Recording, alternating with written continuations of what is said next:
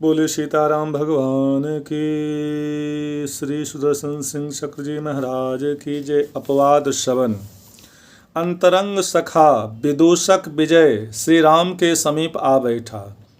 जब वे उपवन क्रीड़ा से लौटकर स्नान संध्यादि सायंकालीन उपासना करके रात्रि के प्रथम पहर में अपने अंतरंग मंत्रणा कक्ष में आकर आसीन हुए, विजय विदूषक प्रत्यक्ष में और सम्राट का अत्यंत अंतरंग गुप्तचर था। वास्तविक रूप में विदूषक होने के कारण उसे नगर में बहुत सी सुविधाएं प्राप्त थी।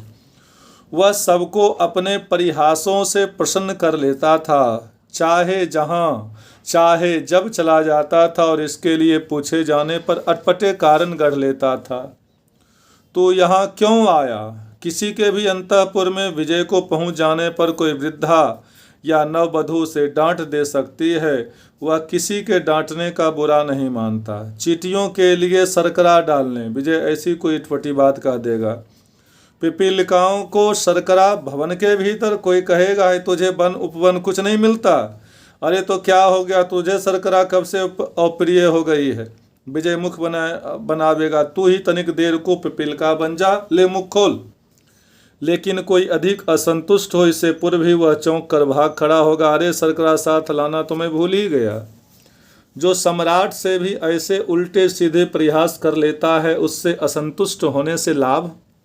सब जानते हैं कि विजय बहुत सीधा है, सर्वथा निर्दोष निश्चल है, इससे कपट संभव नहीं और न किसी का कोई अहित कर सकता और न किसी का कोई अहित ही कर सकता। तनिक परिहास प्रिय है, सबको हंसाता रहता है। वह गुप्तचर है ये कोई नहीं जानता। सब समझाते हैं कि अपने भुलक्कर एवं सनकी स्वभाव के कारण वह कहीं जाना चाहता और कहीं जा पहुंचता है। अयोध्या में इसीलिए वह अव्याहत गति बन गया है। अत्यंत गंभीर संकोची नाथ श्री राघवेंद्र भी अपने इस विदूषक से सदा यदा कदा परिहास कर लेते हैं, किंतु आज एकांत मंत्रणा कक्ष में यह अकेले समीप आ बैठा तो श्री राघवेंद्र ने गंभीर होकर पूछा, मित्र, प्रजा मेरे और राज परिवार के संबंध में क्या विचार रखती है? लोग हमारे संबंध में परस्पर क्या कहते हैं?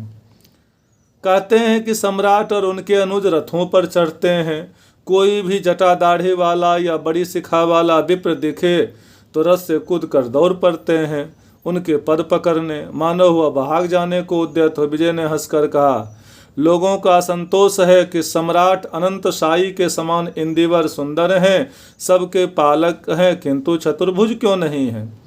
अपने एक अनुज को तो चतुर्भुज बना दें। मित्र, परिहास मत करो और मैं प्रशंसा भी सुनना नहीं चाहता। श्री राम ने अत्यंत गंभीर होकर कहा, प्रजा में लोग मेरे संबंध में, राज परिवार के संबंध में कुछ दोष भी देखते होंगे। तुमने ऐसी सूचना मुझे कभी नहीं दी। इसमें सूचना देने की क्या बात है? आपने एक बानर पाल रखा है, वह इतना विकट है कि मुझे भी डरा देता है। सौभाग्य है कि इस समय कहीं गया है। विजय ने इधर उधर देखा कि हनुमान कहीं समीप तो नहीं है। वह कोई सामाजिक शिष्टाचार समझता ही नहीं, कभी सुसभ्य मानव रहता है, कभी बड़ी भारी पूंछ प्रकट कर लेता है। एक ओर से सब स्त्रियों को आपत्ति है कि वह सबको इतनी कुरूपा मानता है कि किसी की ओर देखता ही नहीं। सुरुचि के संबंध में उसको पता नहीं। विजय, तुम्हें मेरी शपथ। श्री राम ने रोका ना होता तो विजय का अटपटा प्रवचन पूरे प्रहर भर भी चल सकता था। तुम सदा कुछ छिपा जाते हो, मुझे सदा लगता है कि तुम कुछ संगोपन कर रहे हो। कुछ छिपाओ मत, मुझे बताओ कि प्रजा मेरे या राज परिवार में किसी व्यवहार में त्रुटि देखती है, किसी को कोई दोष लगाती है। शपथ सुनकर विजय गंभीर हो गया। उसने दोनों हाथों से अपना सिर पीट लिया, उसके नेत्र भर आए। विजय, अब दुर्भाग्य तुझे दुर्मुख बनने को बाध्य कर रहा है। इस विपत्ति से बचने का कोई उपाय नहीं रहा तेरे समीप। अनेक क्षणों तक विजय मौन बना रहा, उसके नेत्रों से बड़ी बड़ी बूंदें टपकती रही। श्री राम ने आग्रह पूर्वक पुनः कहा, मेरी शपथ विजय, समाचार सुना देने में तुम्हें किसी दोष का भागी नहीं बनना पड़ेगा। एक दिन एक रजक धोबी अपनी पत्नी को पीटने लगा। विजय ने मस्तक झुकाकर रोते रोते कहा, अपराध है यह अयोध्या में कि कोई किसी नारी पर हाथ उठावे। अतः मैं ब्रह्म मुहूर्त के उस अंधकार में कुछ समीप जाकर सुनने लगा। मेरा अभाग्य मुझे वहां ले गया था। श्री राम सम्राट हैं, वे जो करें उन्हें सब शोभा देता है। वे कुछ करें उन्हें कोई अंगुली नहीं उठावेगा। वह रजक क्रोध में उच्च स्वर में कह रहा था, मैं उनके जैसा स्त्रीजित नहीं हूँ कि रात्रि में अन्यत्र रही स्त्री को स्वीकार कर लूँ। कौन विश्वास करेगा कि तू पितृगृह में ही थी। उन्होंने भले 9 मास निशाचर के पास रही सीता को स्वीकार कर लिया। मैं तुझे अब अपने गृह में नहीं रहने दूंगा। मुझे क्षमा करें। विजय ने रोते रोते चरण पकड़े। सती शिरोमणि जगदम्बा साम्राज्ञी के संबंध में वे शब्द सुनने में भी अपराध थे, अतः मैं वहां से दूर चला गया। भद्र नागरिक भी कुछ कहते हैं मेरे संबंध में, श्री राम ने पुनः आग्रह किया। नागरिक तो बहुमुख हैं, वे आपकी भूरी भूरी प्रशंसा करते हैं कि श्री राम ने समुद्र पर सेतु बांधकर दुष्कर कार्य किया, सुरासुर जयी दशग्रीव को समरसैया दे दी, वन में भी वानर सेना सज्जित कर ली। विजय पुनः धारा प्रवाह बोलने लगा, विजय मैंने पहले कहा है कि मैं प्रशंसा नहीं सुनना चाहता। श्री राम ने रोका, सीता के संबंध में यह अपवाद भी लोगों में चर्चित है। हे स्वामी, विजय पुनः व्याकुल रुदन करने लगा। वह हिचकता बोला, लोग कहते हैं श्री राम को सीता से चिढ़ होनी थी। वे अनाचारी राक्षस रावण के यहाँ रहे थे। राक्षस ने अंक में उठाकर ही उन्हें रथ में डाला होगा। पर यह श्री राम सहन कैसे करते हैं। अब पत्नियों का यह असंयम हमको भी सहन करना पड़ेगा।